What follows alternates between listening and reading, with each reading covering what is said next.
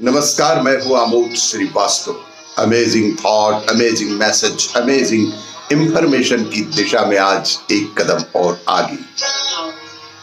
आज के इस दो चिंतन का विषय है पद्म पुराण और दूसरा है आरंभ व अंत। आपको ये मेरा वीडियो अच्छा लगे तो लाइक करें, शेयर करें और लाल बटन दबाकर सब्सक्राइब अवश्य करें। साथ ही बेल आइकन दबाना बिल्कुल ना भूलें।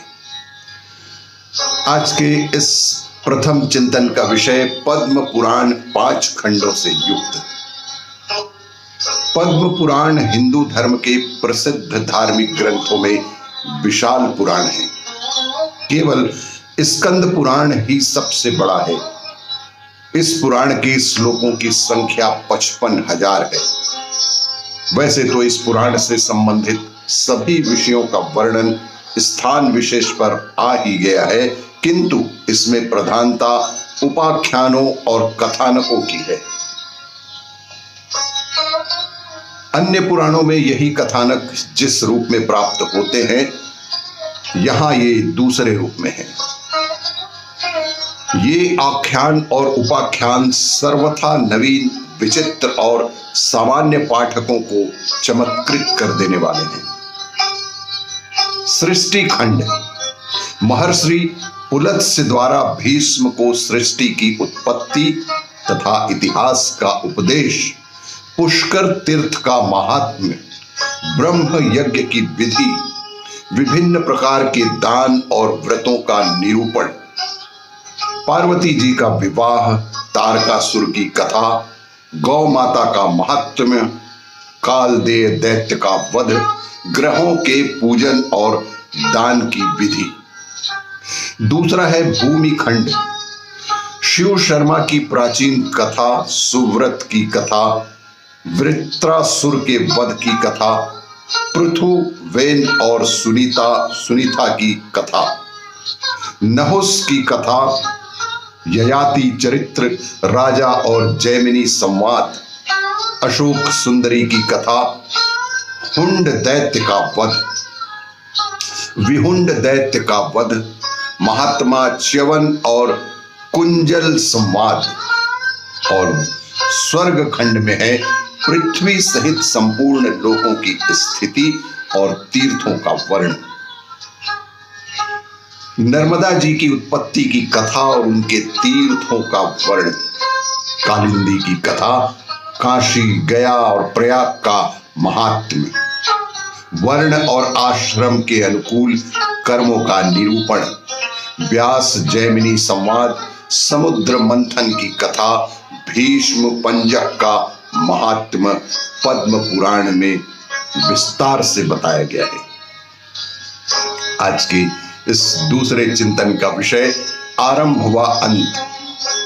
बड़े काम का होता है आरंभ और अंत।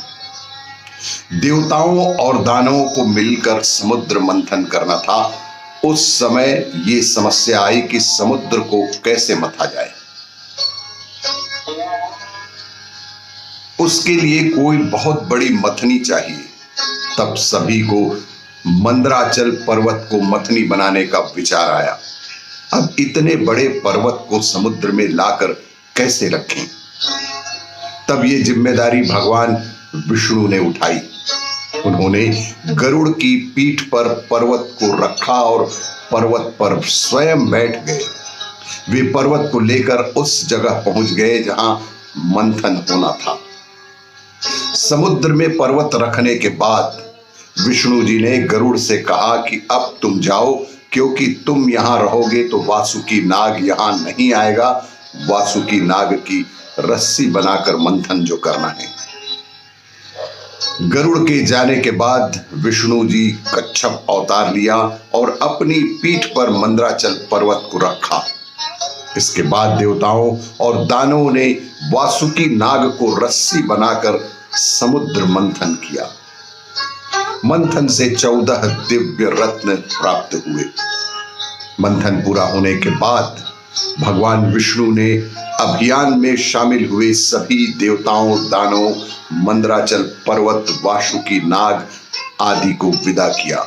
क्योंकि ये पूरी योजना भगवान विष्णु ने ही बनाई थी। भगवान विष्णु ने कच्छप अवतार लिया, मोहिनी अवतार लेकर दानवों को पीछे करके देवताओं को अमृत पान कराया। सभी काम विष्णु जी ने ही किए थे। किसी ने विष्णु जी से पूछा, काम पूरा हो गया था तो ये सभी अपने अपने हिसाब से चले जाते, आप सभी को विदा क्यों कर रहे हैं? इस पर भगवान विष्णु ने कहा कि सबसे बड़े काम का होता है आरंभ और अंत, जिसमें बुद्धिमानी बेहद आवश्यक होती है। आपको ये मेरा वीडियो अच्छा लगे तो लाइक करें, शेयर करें और सब्सक्राइब अवश्य करें। धन्यवाद।